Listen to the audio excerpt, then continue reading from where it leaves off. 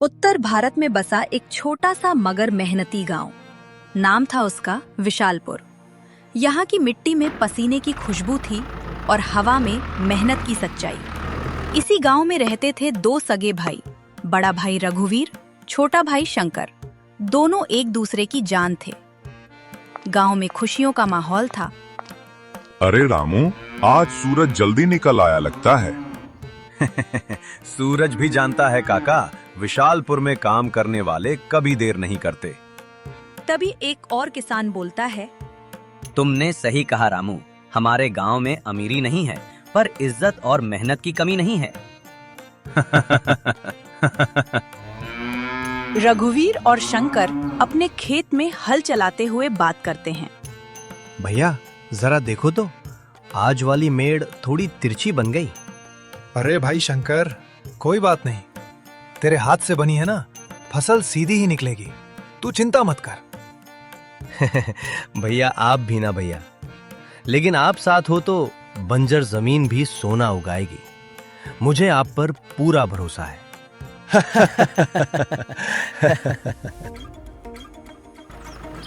दोनों भाई दिन भर खेत में मेहनत करते हैं। चलो भैया अब घर चलते हैं, बहुत मेहनत कर लिए आज। हाँ छोटे, चल चलते हैं, मुझे भी जोर से भूख लगी है। दोनों भाई घर की तरफ निकल पड़ते हैं।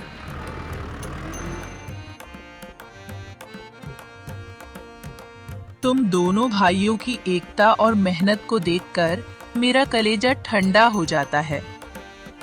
माँ, जब तक आप हमारे साथ हैं, तब तक हमें किसी बात की चिंता करने की जरूरत नहीं है।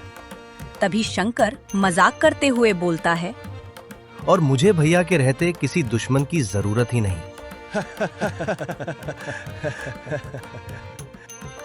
माँ हंसती है, दोनों को आशीर्वाद देती है और मन ही मन सोचती है, दोनों भाई अब बड़े हो चुके हैं, क्यों न इन दोनों की शादी करा दी जाए।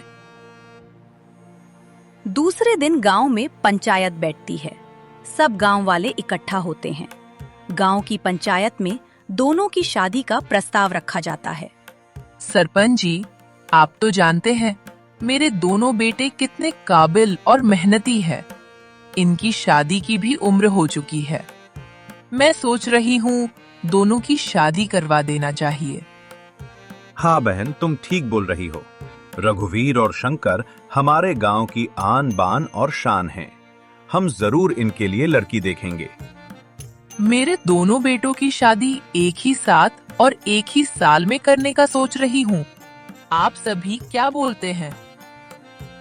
सबका कहना था कि अब दोनों की शादी करा देना चाहिए। दोनों की शादी होती है।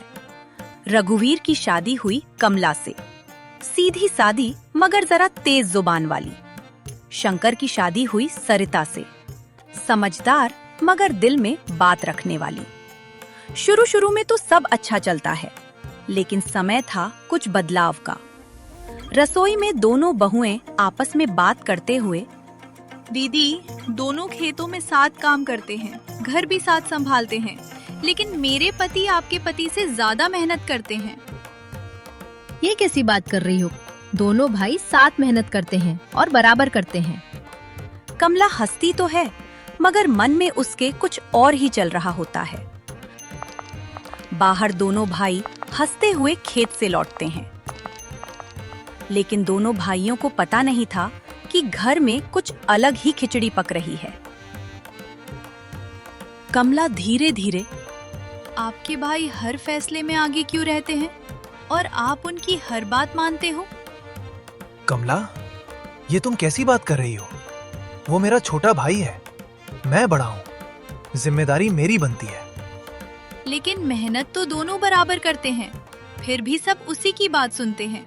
पता नहीं आप कब तक ऐसा ही सुन सुन के रहोगे। रघुवीर ये सब सुनकर सो जाता है। सरिता शंकर के कान भरती है। शंकर, कभी कभी तो मुझे ऐसा लगता है आप इस घर के गुलाम हो, हर काम पूछ पूछ कर करते हो। अरे पगली, घर में सब बड़े हैं, तो हर बात पूछकर करने में क्या हरज है। लेकिन ऐसे में तो तुम्हारी इज्जत कम होती जा रही है। अरे नहीं पगली, तुम भी क्या क्या सोचती हो। चलो चुपचाप सो जाओ। लेकिन दोनों बहुएं अपने अपने पति को रोज कुछ न कुछ बोलकर एक दूसरे के लिए भड़काती थीं। और जैसा दोनों बहुएं चाहती थीं, वैसा ही हुआ। एक दिन दोनों के बीच खेत में बहस चलती है। सुन शंकर, इस बार सोच रहा हूँ गेहूं बोते हैं। नहीं भैया, इस बार हम बाजरे की खेती करेंगे। मैं कह रहा हूँ ना, इस बार गेहूं बोते हैं। ऐसा कह कहकर दोनों भाई आपस में लड़ते हैं और एक दूसरे से गुस्सा होकर घर पहुंचते हैं। घर में भी खाने को लेकर बहस होती है। कमला और सरिता दोनों आपस में लड़ते हैं। देख सरिता, तू कुछ भी मेरा कहना नहीं सुनती है। क्यों सुनूं मैं? क्या आप कोई रानी हैं? धीरे धीरे बात बढ़ती जाती है। इधर दोनों भाई रोज लड़ने लगे। एक दिन ऐसा आया कि घर, खेत, सभी चीजों के बंटवारे की बात निकल गई। आज से अपना अपना घर, अपना अपना खेत। अगर यही आपकी मर्जी है तो ठीक। माँ दोनों भाइयों को बहुत समझाने की कोशिश करती है, लेकिन दोनों किसी की बात नहीं मानते। दोनों अपने अपने खेत में काम करते हैं। सारा खेत तो मैं ही संभालता हूँ, ये क्या काम कर पाएगा? कुछ काम धाम तो आता ही नहीं। हाँ, पता है मुझे भी कौन कितना काम करता था। बड़े थे तो हुक्म चला चला के सारा काम मुझसे ही करवाते थे। बड़े आए मुझे सिखाने वाले। वो दोनों अपने अपने खेत में काम करते रहे। मेहनत तो बहुत करते थे, लेकिन थकान से पता चलता था कि दोनों एक दूसरे के बिना अधूरे हैं। फिर विशालपुर पर आई सबसे बड़ी मुसीबत। गांव में अकाल की शुरुआत हुई। सब गांव वाले परेशान हो गए। उस साल गांव में बारिश नहीं आई। गांव में सब परेशान थे। वहीं रघुवीर और शंकर अपने अपने खेत को देखकर रोते हैं। उदास होकर अपने अपने घर पहुंचते हैं। सुनिए, घर में सारा अनाज खत्म हो रहा है। मुझे कुछ समझ नहीं आ रहा कमला। मुझे नहीं पता अब क्या करूं। वहीं दूसरी तरफ शंकर के घर में भी वही परेशानी का माहौल था।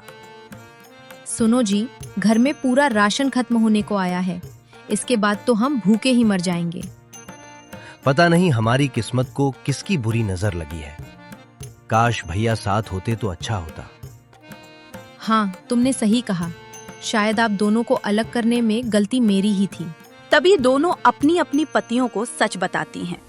दोनों भाई ये सुनकर हैरान हो जाते हैं। उनकी आंखों में आंसू आ जाते हैं। अपनी अपनी गलती का पछतावा लेकर एक दूसरे के पास पहुंचते हैं। एक दूसरे की तरफ बहुत समय तक देखते रहते हैं, लेकिन कुछ बोल नहीं पाते। शंकर भैया, भाई मेरे, मुझसे गलती हो गई। मैंने तुझे बहुत बुरा भला बोल दिया। माफ कर दे मेरे भाई। नहीं भैया, आप माफी मत मांगो। सारी गलती मेरी है। मैंने आपको कितना कुछ सुना दिया। आप मुझे माफ कर दो भैया। दोनों भाई एक हो जाते हैं। कमला और सरिता को भी अपनी अपनी गलती का एहसास होता है। दोनों भाई तो साथ हो गए। अब बारी थी सब मिलकर गांव की परेशानी का हल निकालने की। सबको पंचायत में बुलाया जाता है। अगर अब भी साथ ना हुए तो सब खत्म। हाँ, भैया ने सही कहा। आज भी देर नहीं हुई। हमें सबको मिलकर इस परेशानी से लड़ना है। रघुवीर, शंकर और सभी गांव वाले उस साल मिलकर मेहनत करते हैं। दिन रात एक कर देते हैं। धीरे धीरे वक्त निकलता जाता है और एक दिन ऐसा आया मानो भगवान को भी गांव वालों की मेहनत नजर आ गई। आसमान में घने बादल छाने लगे। बिजली कड़कने लगी जोरों से। ऐसा लग रहा था कि आसमान भी पिघल गया। उस दिन बारिश हुई। सब गांव वाले खुश हुए। विशालपुर से अकाल का समय समाप्त हुआ। गांव में फिर से हरियाली छाने लगी। इस बार सब एक दूसरे का हाथ से हाथ मिलाकर काम करने लगे। रघुवीर और शंकर को भी समझ आया कि साथ मिलकर दुनिया जीती जा सकती है, ना कि अकेले रहकर। एकता ने विशालपुर को बचा लिया। ताकत अकेले में नहीं, एकता में होती है।